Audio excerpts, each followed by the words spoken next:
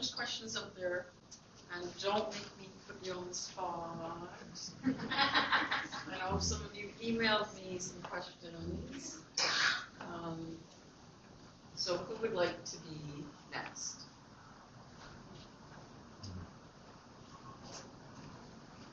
Yes. And what's your name? Talking to me. Yeah, you're going to introduce yourself. Okay, there you go. Check that out. Okay. Hi, my name is Kevin Scow. I come from a long line of people who have fought for First Nations to be recognized as equals on this planet, to be less, not less than anymore. My sister was at Oka. She couldn't tear herself away. My uncle was the first Native person to pass the bar at UBC, and the first First Nations to be a provincial court judge in Westminster, and then did the restorative justice up and down the coast. My question is regarding the song earlier.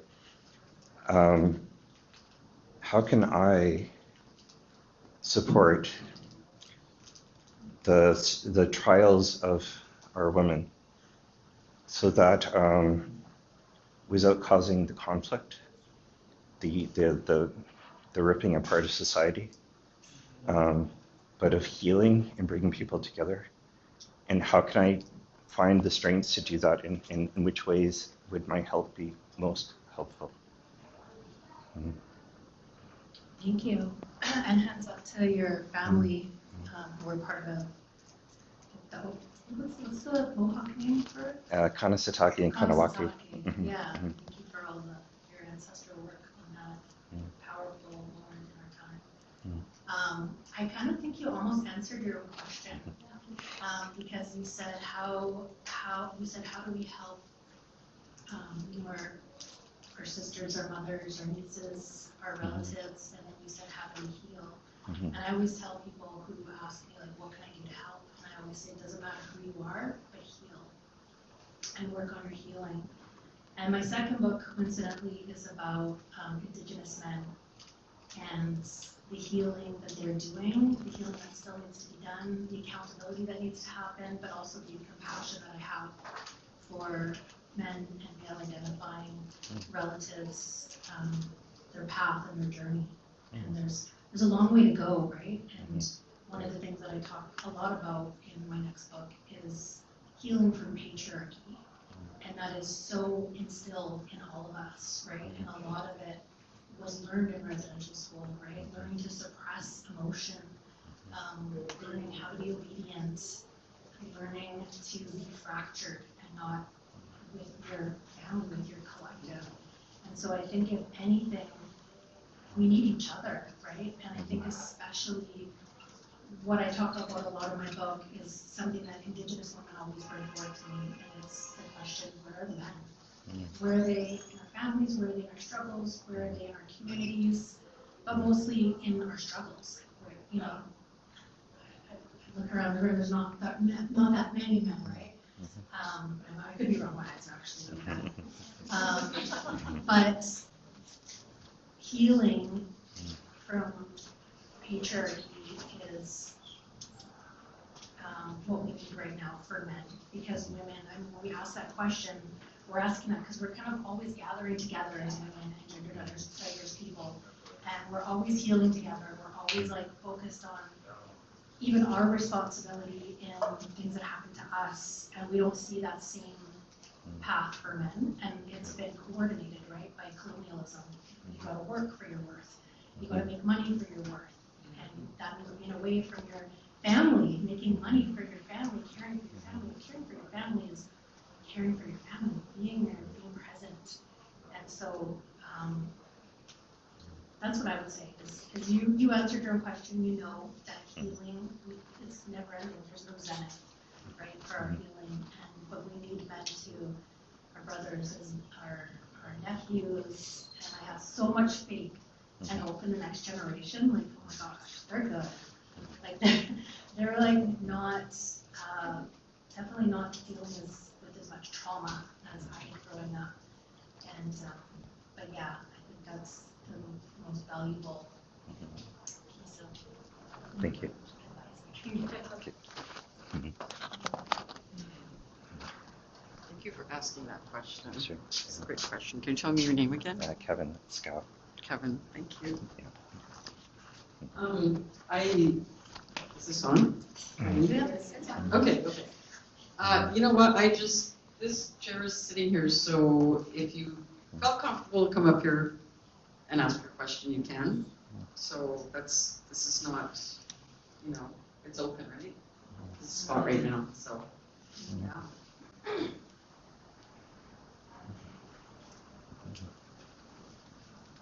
Hello. Hi. I'll let you get comfortable and, yeah, you can say whatever you like, but make sure you say your name. You're comfortable with that.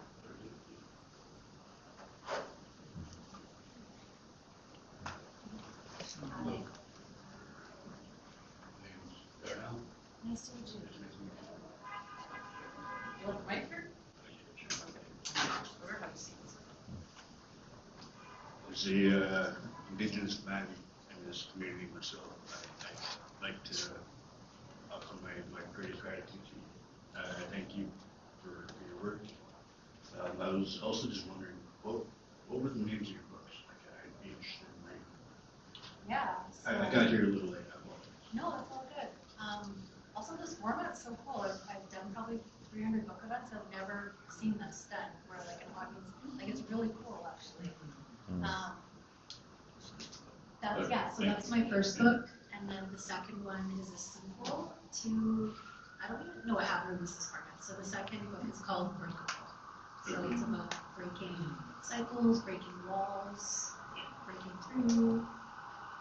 That's awesome. That's great. Yeah. Thanks for your interest.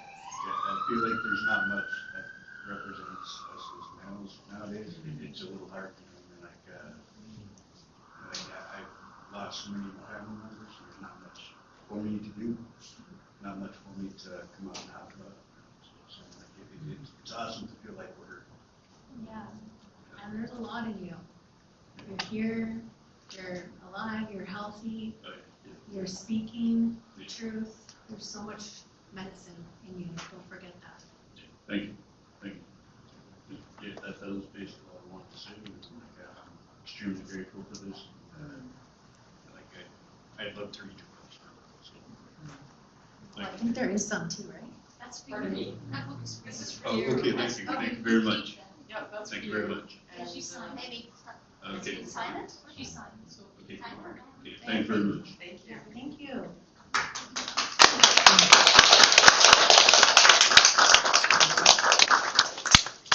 Yes.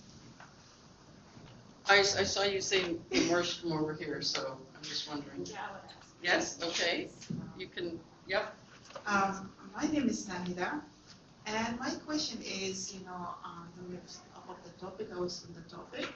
When I mix with the new people who comes to Canada, and they have no clue about Aborigines and what they go through, all the stories. So how we educate those kind of people who comes from different countries and they don't know nothing about the natives?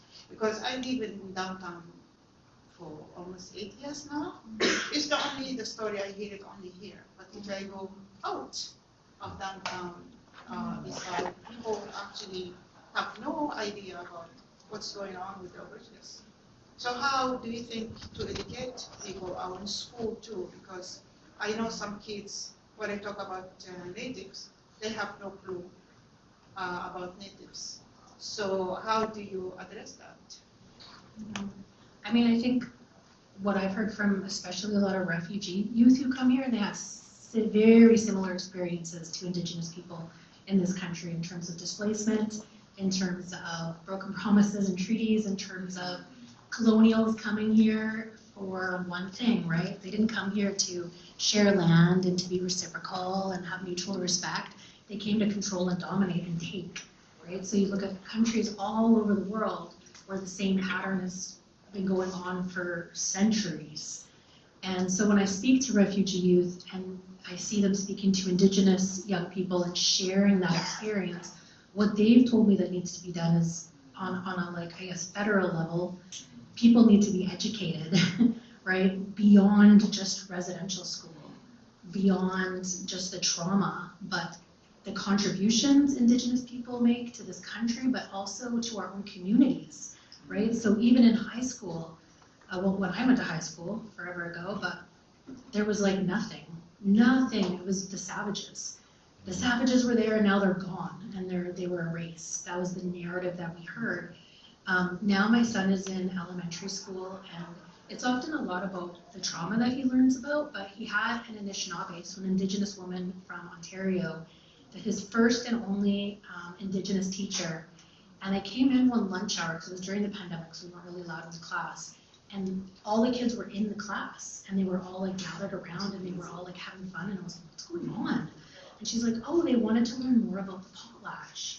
And I was like, what? And she's like, they're so excited to learn about the potlatch and what that is and how it operates, right? So you have to think like, before colonials got here, 150 years ago, right? Aristotle was, 700 years ago? Shakespeare, how many hundred? Indigenous people have been here tens of thousands of years. Long before Aristotle, long before Shakespeare, long before the forever ending row of white male faces that we see when we go into government offices or education systems. And so my, I guess, I don't like using the word advice, suggestion, the thing that I tell people to do is to learn about Indigenous people and how much we have to offer the world today in terms of lessons about accountability, about justice, about healing. Much safer, it would be a much safer world, right? Indigenous people are not perfect or didn't come from utopian societies, but one thing is unequivocal, and that is before colonialism, all the Indigenous nations were all different, we're not homogenous, but all of us, we kept the land pristine, even though each community had tens of thousands of people within it. We kept it strong, and we kept our people safe and loving and tender and gentle and patient and kind. And that was something the colonials did not like, right? They wanted punishment, they wanted obedience. And so that would be my thing to say, is to get people to learn about what we have to offer now. Those things that I was just talking about, our value systems and our cultures, those are still alive today. My people still adhere to the feast hall. There's still potlatch. There's still longhouse. All of these systems still exist today, right? But there's attempts to erase it because it's not profitable, right? It's the opposite. It's about giving. It's about mutual respect.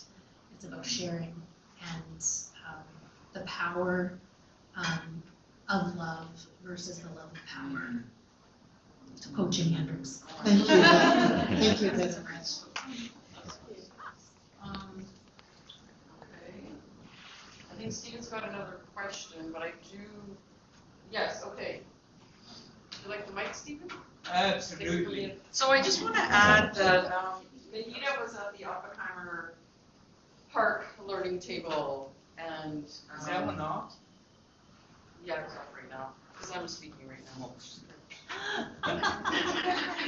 And it was, you know what? It was a very necessary cleansing book to read, but it was hard, and it's hard to face the truth.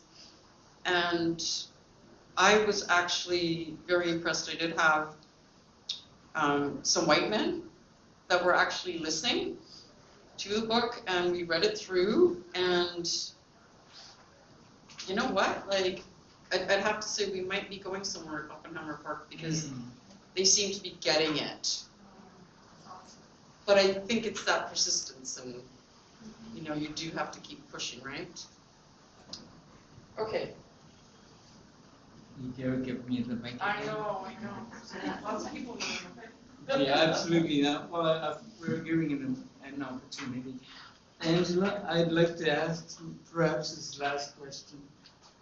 I struggle with, and I think many of our men who are clean struggle with this. And I'd like to also not only ask you, but ask the women in here. I struggle with how do we support our women? how do we really support our women when we're damaged goods? We,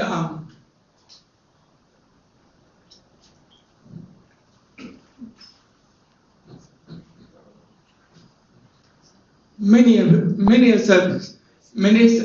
of us come from a generation where a man's man was a man's man.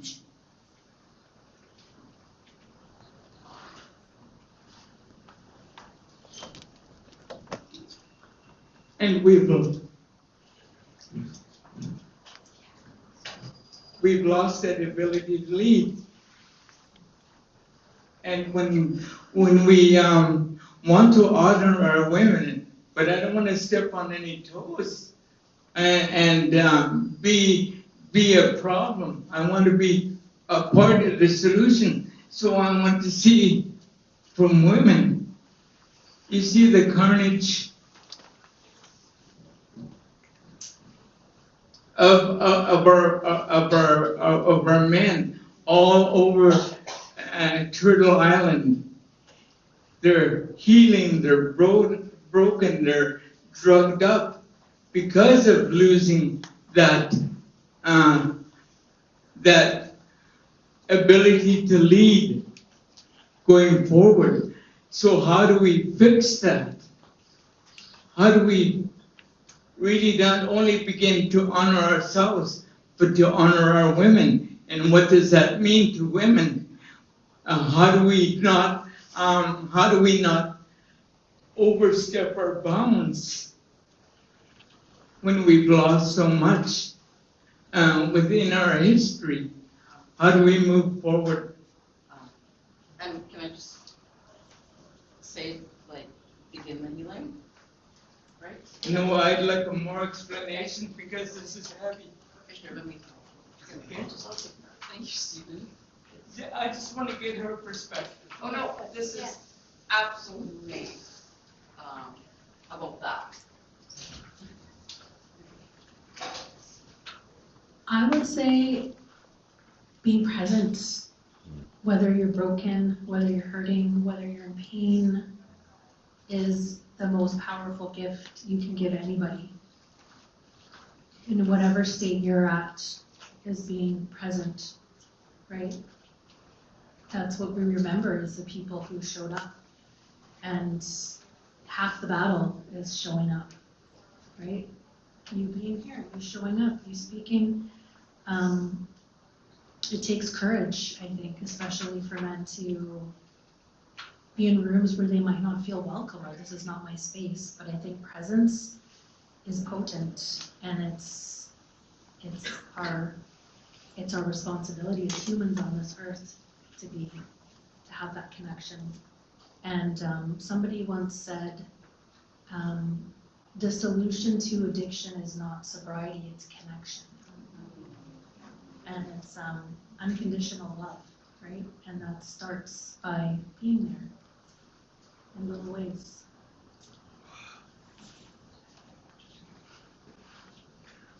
Thank you so much for being here today. I was wondering if you can talk a bit about the role of art that I know played an important role in your life, reading your book, and how, as a community, how art, and even doing crafts could help with the healing process. Yeah, I think that's everything, right? Like, art is part of the healing process. I think about one of the things a psychologist told me was when I'm working with men, they always like to do things instead of just sit there. I'm like, don't we all? Like, who wants to just sit in a room and talk to one person who's like examining you?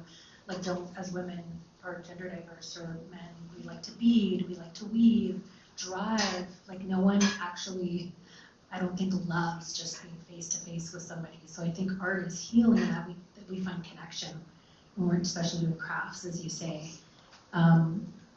For me, I used to paint these like massive, like 6 foot, 5 foot portraits of people, mostly women. And I don't know if it was healing. It was more like truth telling. It was another form of truth telling for me. So I wanted always to show our people as not resilient, like not how well we take a punch, but our brilliance, our tenacity, our creativity, our innovation, our ability to come out on the other side of things like floods or natural disasters with more than we started with, and all of those things.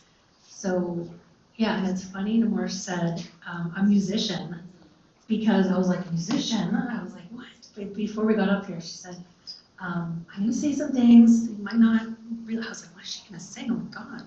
But I used to busk.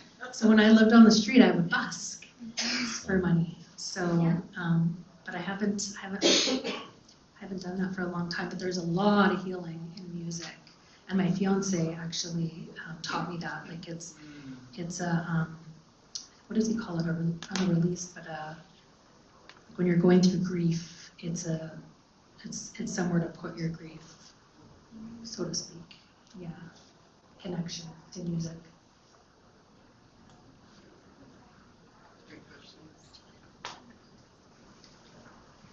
Thank you for this conversation, and Stephen, thank you for showing up, and for all the people here in the room showing up.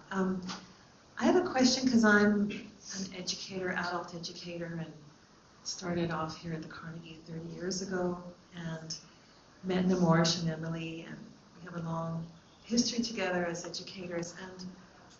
And the field has changed a lot. How we do our work changes. And I was just really touched by the story of how you met Namorsh.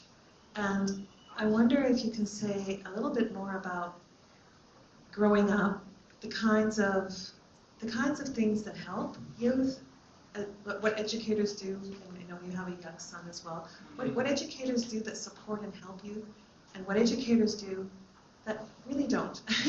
And I think I heard you gesture earlier to the things that don't help. But what are the things, and I know that the radical pedagogy of Namorsh too, when she says, I am going to meet people where they're at, she really does mean exactly where they are at in their place.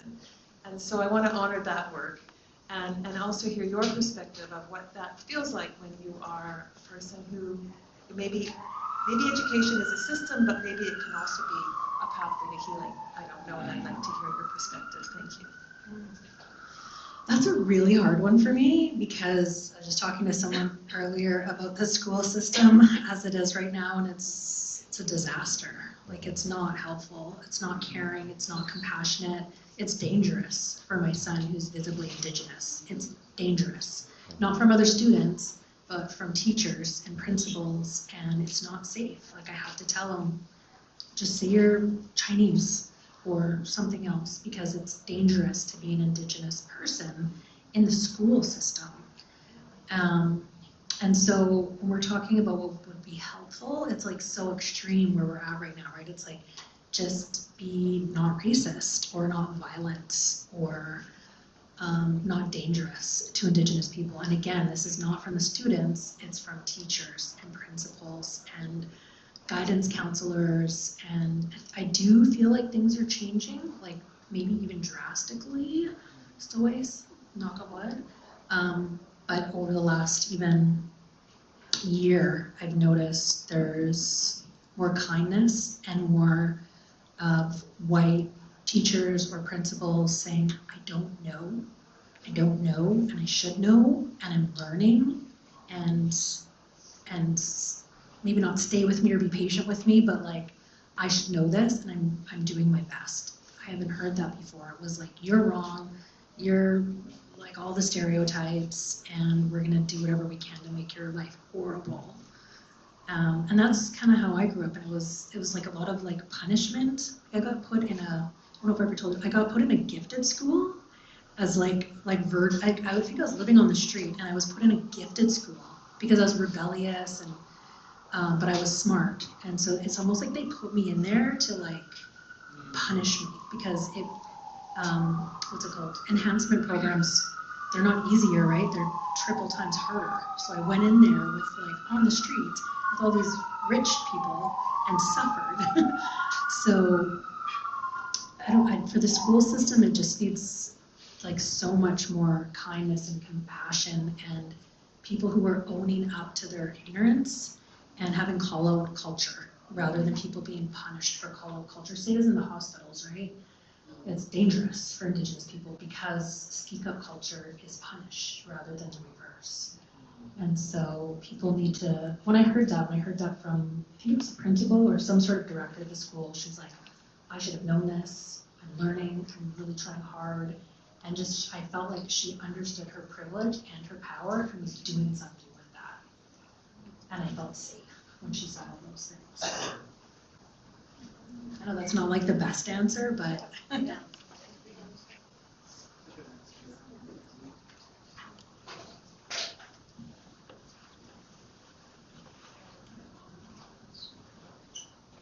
Thank you, Angela. I remember reading your book, and there's something you said, because of all the things you went through, you developed a protective barrier or shield against your with your loved one in your community, and slowly with time it became your words, the advocacy you were doing. I'm just really curious about kind of you as a writer, journalist, through your process of writing.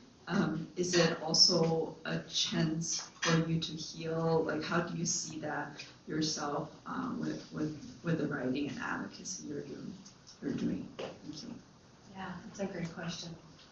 I think for my first book, it was very almost traumatic for me. It was like really hard, and I think it was, when you're a journalist, you just don't have time to, and I was a single mom and a journalist, and I just had no time to heal.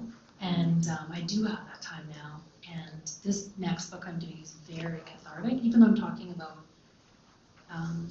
the same, not exactly the same, but very similar concerns of unsafety, violence, colonialism, but it feels very cathartic, and I think I've learned how to write in a way that reflects my life, in that I have a place, a soft place to land, and that's a safety net of community that always will catch me. And I have that within myself, and that's something Donna Brack, who I can't see where you are because I have such bad eyes now, but she also was in the gathering place at the time, and it's just so good to see you here. And it really helped direct my life and my career and my path. And she always said you have to have trust within yourself, but I think in order to do that you need safety within yourself, and you need to be in a safe environment, and that's why I've been able to build that, because I'm safe, where I'm not constantly exposed to colonialism and an institution. But yeah, the writing right now is very healing, especially with my thoughts and perspectives on different people who have harmed me along the way. There's been maybe like not a forgiveness, but an understanding of how systems replicate themselves through colonialism. So I think writing can be very cathartic, but it can also be very traumatizing. You need to know where you're at and get support, whether that's therapy or friends or building your community or collective. You need that sort of safety net of feeling safe before it can feel cathartic.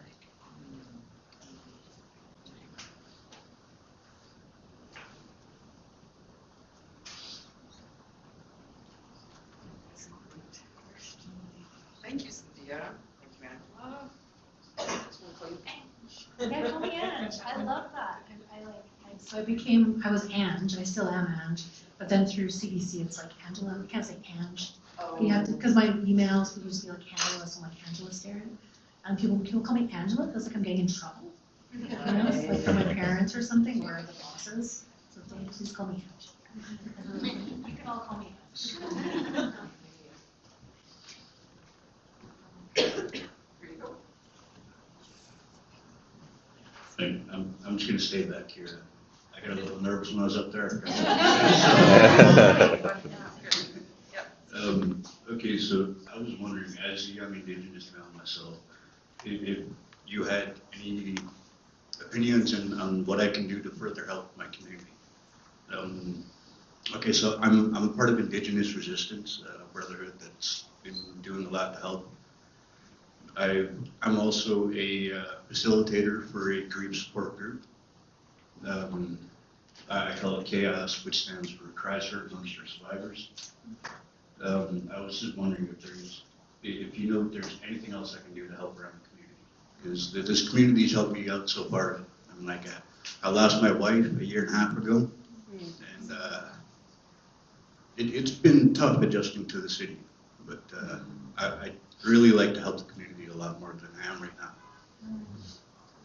I think what you're doing is huge. Like holding grief gatherings, that's like massive. It's like also tell yourself you're enough, you know, like we need that so much. A chapter in my book is about grief, and I just was realizing, like, because I'm talking about men not expressing emotion, but then I'm like, I don't express emotion or grief or any of this, and I don't know if you know Rex Smallboy, but he started doing similar work, and that's like everything. Like, we need to multiply people like you. That's what we need.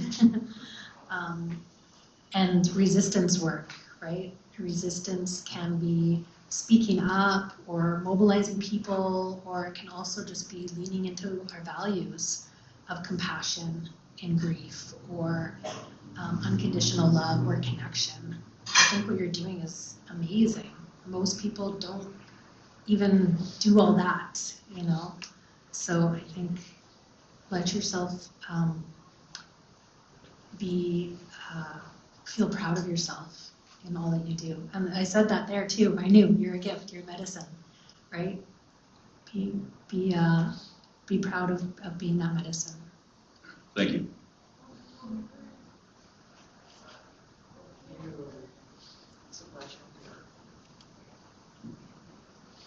I saw someone around here too, and then, hey, hello. Hello, my name is Ruth. Could you talk some more about medicine? Just like broadly? Like we're talking Any way you chemotherapy can. or For medicine for people who are suffering or hurting, grieving, and needing to change. I think medicine is very personal and very specific to our cultures too, and very specific to land that you're on, right? I think that's one of the, I guess this is like kind of not answering your questions, but I think one of the most important things me as a visitor can do on these lands is connect with people here and learn about the medicine and the land and the laws, right? And listen to the earth for that medicine. There's medicine all around us, right? There's medicine in nature, but there's also medicine in each other. But I think it's personal and it's cultural too, yeah.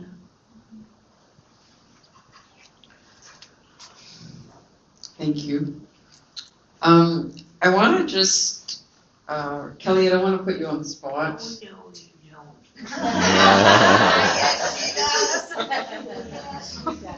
But I do want to say that, you know, Kelly showed up at the Oppenheimer Park Learning Table weekly, and along with other people, we worked through Unbroken together. And to be straight up, Kelly helped me pronounce a lot of the words that I was like, how do I say this? And then along with like how to speak the traditional lands and languages that you spoke of. I had a lot of help at that table. Didn't Daryl also help you? I don't remember. Daryl, the name I remember. Oh, yes. Yeah. Yeah. So Kelly's talking about Daryl, and Daryl is an Indigenous man, just, I don't know, in my mind, absolutely brilliant. And I'll tell you why. It's because I was reading, and then he just, you know, I always say, oh, does anybody else want to read? And he was like, yeah, I want to read. And we had a lot of participation that way, actually. But the way Daryl read the book, He was a great reader. he was a great reader, yeah. But he seemed to really understand what he was reading. And my being visually impaired, I really got that out of his reading. He's a great reader.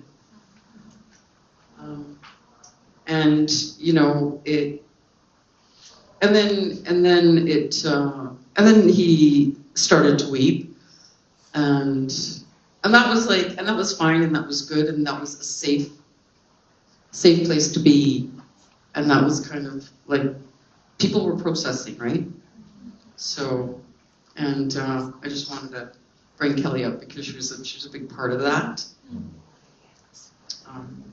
Thank you for not making me ask a question. Welcome. Because I wasn't ready for that. Yeah. I thought I saw Al Gore's finger up here. Was it along this row? No. You know, I do want to ask a question, but I'm not sure how to ask it.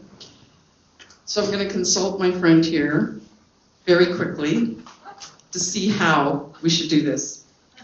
With the microphone. With the microphone.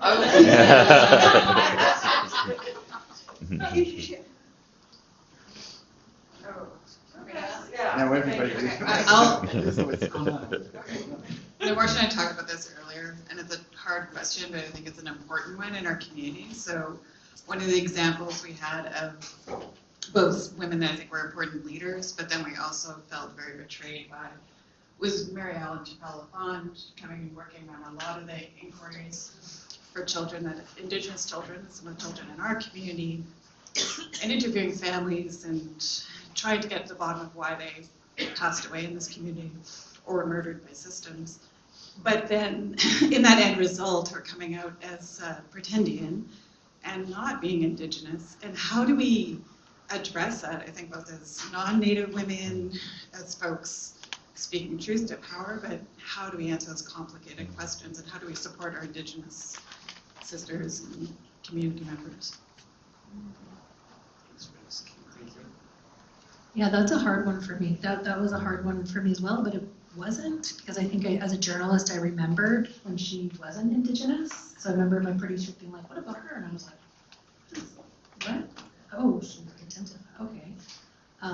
So that wasn't as big as a betrayal, because I kind of already knew, but it's gutting when you find out somebody, like especially a close friend.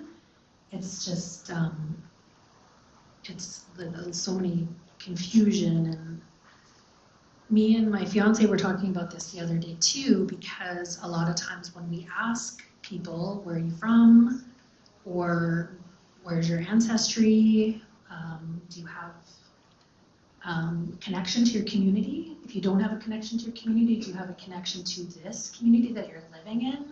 What's your contribution to your community? And we're told by the pretendians that we're being laterally violent, or that, we're going to face repercussions for even asking where they're from. And we've done this. It's part of our culture is to ask. It's fun for us. It's fun answering. It's fun asking, where are you from? Like, are we cousins? Can we date?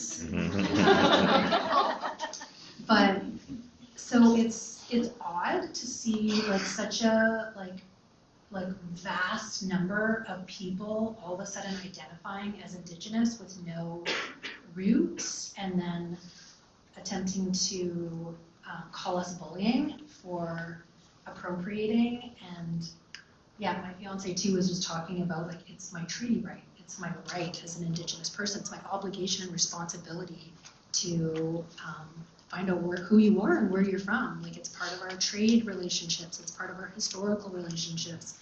So it's very confusing right now, and it's very upsetting to see, particularly people who you know have been white, identified as white, lived white, been white for 30, 40, 50, 60 years, and all of a sudden they're Indigenous, and taking up space. We're talking space in institutions meant for Indigenous people, like put in that place because Indigenous people are disenfranchised from those systems, but yet now it's all these people who are pretendians. And it's the same of the old, right? New fresh paint a coat on colonialism. So I think a lot of us are really grappling with how to deal with this right now when it's punishable, right? People who are calling pretendians out are getting sued, and that's a white person's thing too, right? Is to use the colonial apparatus to fight your battle. And yeah, it's like horrifying. I'm like so careful what I say now because I could get sued, I could get a cease and desist. I've been sued. I was sued by Michelle Latimer, I was sued by Joseph Boyden, and there was another person. And so like, it's very disturbing. It's very disturbing and very disheartening because we need especially more brown faces, Indigenous people in leadership roles and representing. Right? We need people who are light-skinned like me stepping down from positions of power and sharing that power. But we're seeing just same colonial versions of the past replicating themselves. So I know that's like not the most like empowering or even like best advice or suggestion or any suggestion, but it's a very frustrating place right now to live and dangerous. Presenting further dangers for Indigenous people and displacement.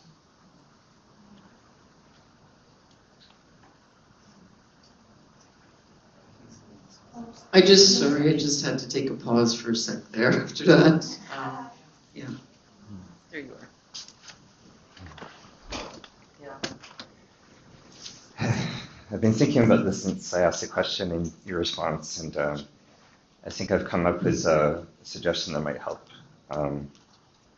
For us to tell our stories, to share from our heart so people can hear the heart as we speak, to face all that darkness, to be able to share that with other people so they know where we come from, and finding that healing within and then sharing that healing in our stories, and to be inclusive as well from family members.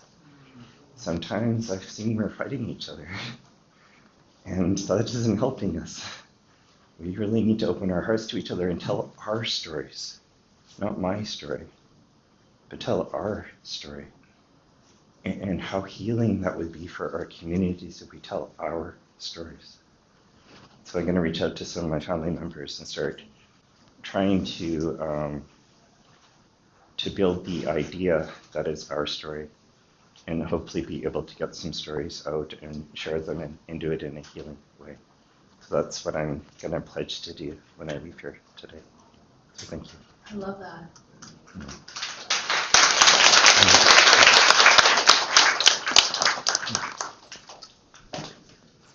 I'm just finding I have to use it with a lot of this great discussion. I think we have time probably for one more question, because I think there has to be some mingling time available, and photo taking time available, and book signing time available. So I'm going to pass it over to you. I just wanted to say I'm a fan of yours, Angela. I've listened to you on the CBC and I'm like, what's her name? What's her name? So, and I have had great good fortune in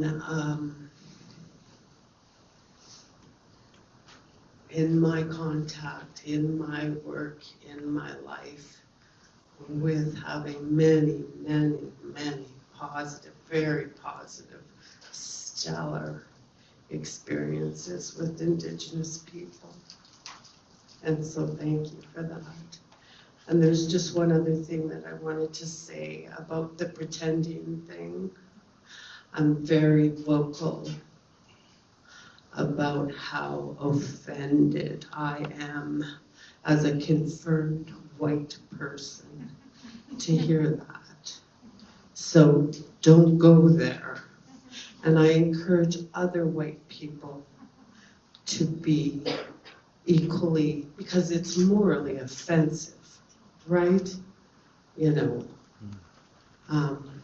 So please do be vocal about it if you're white and speak. You know, that you just are not, you just don't have the time of day.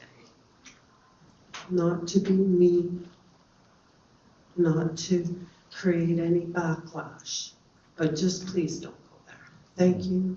Thank you for coming, Angela. Thank you for your hard work. And I look forward to what you have in store for us. You're in my prayers. Thank you.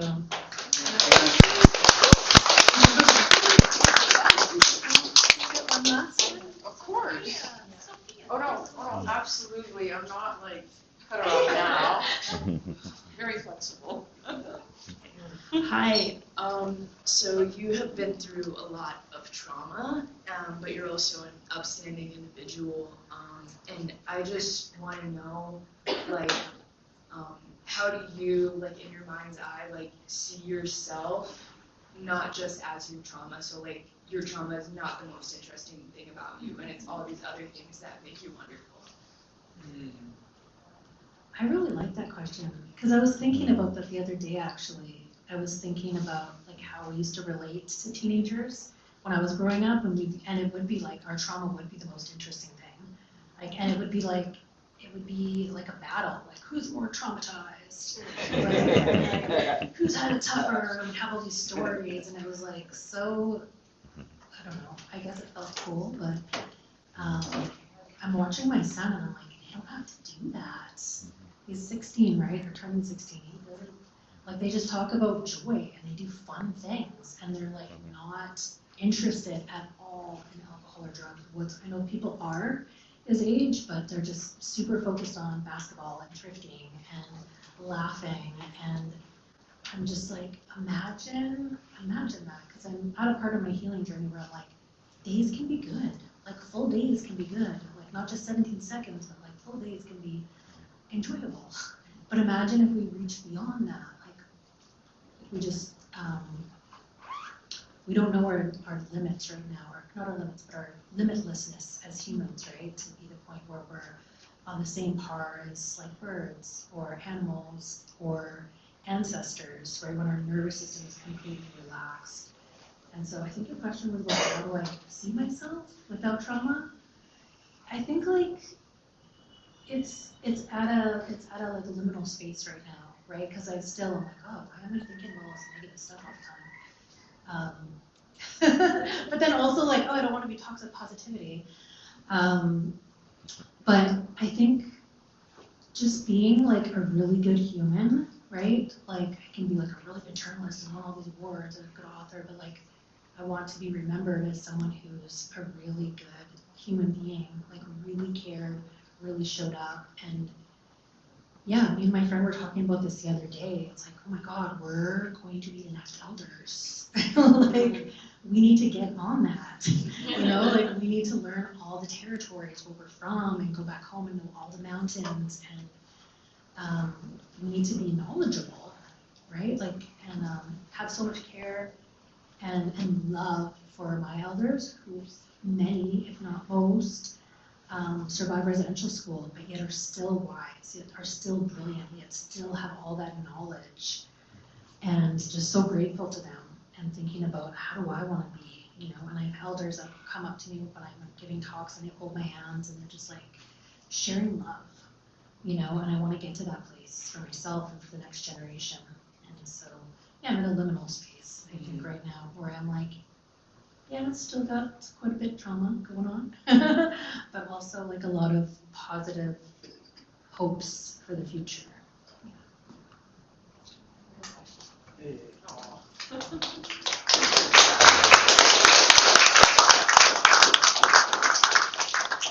So I just saw somebody come in the room, and that person is right here. This is Priscilla.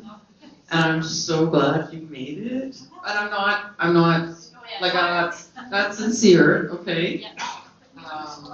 Yeah, no, this is, because I know Priscilla has a lot of responsibilities, and it's very, very difficult for her to attend things sometimes because of the responsibilities, and we all carry a pretty heavy load, right? So I just want to thank you, and I don't know if you have a question for Ange or. Yes, I do. Okay. Hati, Denise Takase, Sai Sozi Priscilla.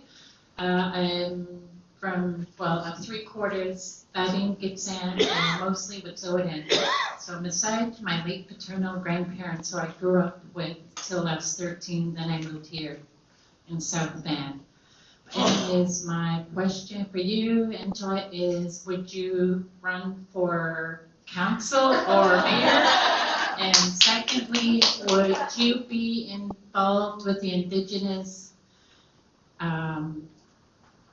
people stay here in the downtown east side? Nicole Bird, and she's constantly writing grants for the celebration here in the community. So would you maybe in the future come and participate or even just, help out? I don't know.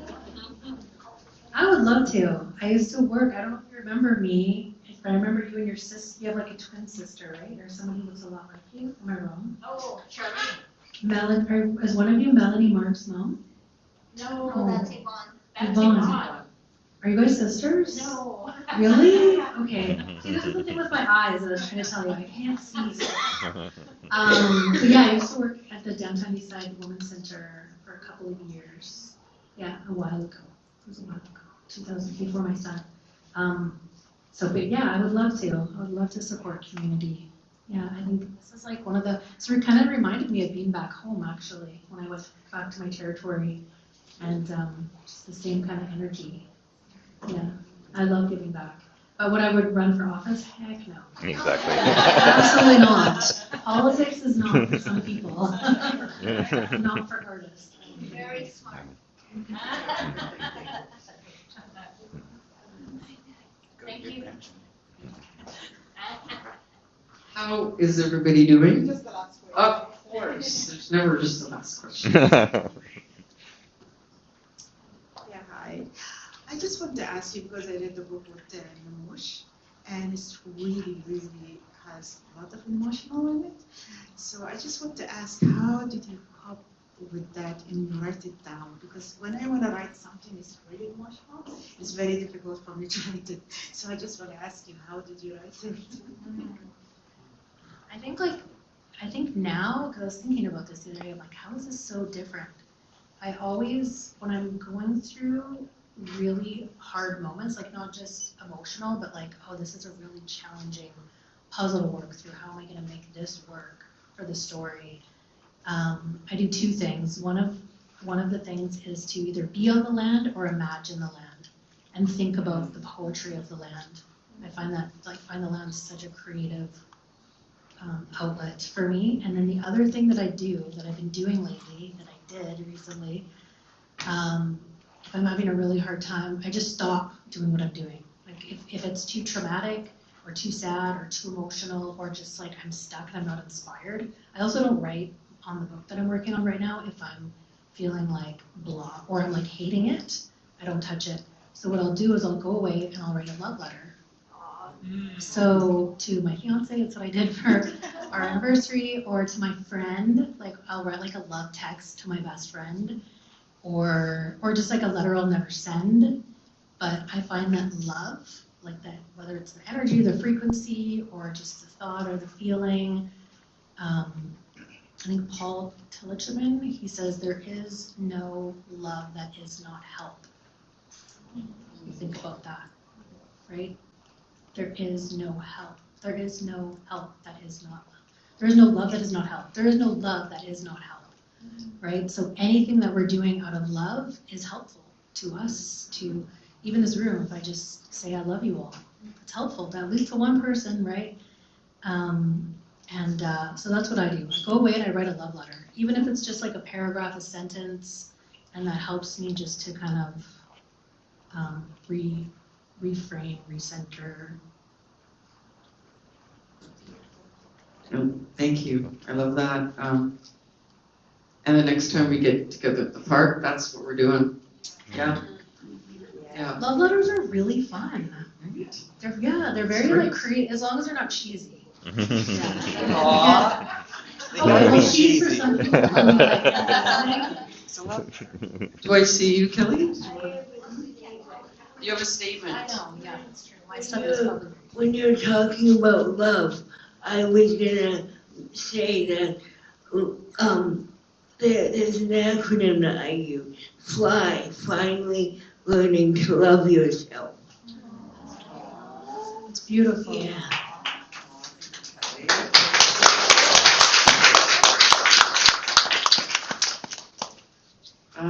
Okay, I'm gonna. Where's Allie? Is she here? Where are you? Oh, there you are. Okay. Okay, Allie, Claudia, could you two just stand up for a minute, if you don't mind? Emily C. Hunter, you are not out of this. Could you just stand for a second? And there's also Nicole Bird, but you know, there's a lot of people that put the Writers' Festival together, and these people are kind of instrumental. But what I would like to do, and Betsy, but you know, but that's actually not where I'm going with this. Okay, what I would like to do is I think we should put our hands together for all of you. Like for all of you for coming and you know, like this is really meaningful, impactful, and important. And I feel very appreciated and loved. And so we are going to put our hands together for all of you. Yay!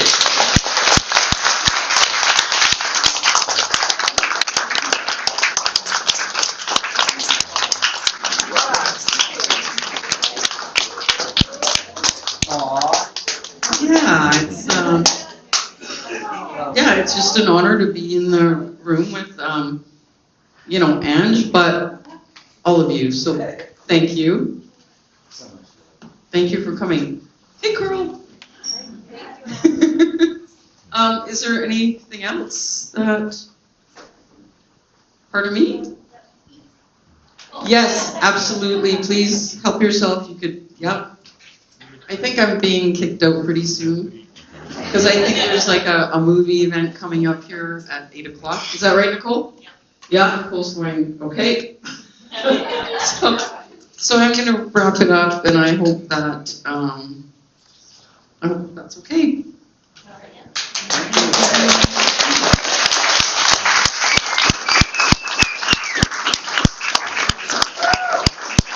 Hey, I noticed that Priscilla did get, yeah. You got Ange to sort of say, yeah, I'll do something with the community. Yeah, that's awesome. Yeah. Anyways, it's just beyond words, but absolutely thrilled and delighted. But you know, you've always been so humble and kind. So thank you.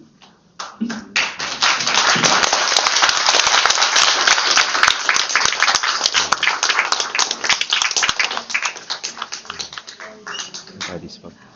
I'm glad you spoke. I felt like I didn't get an answer. The answer that you're looking for. We're going to get a photo with Angela. Were you asking me about Stephen? Are you asking me about Stephen?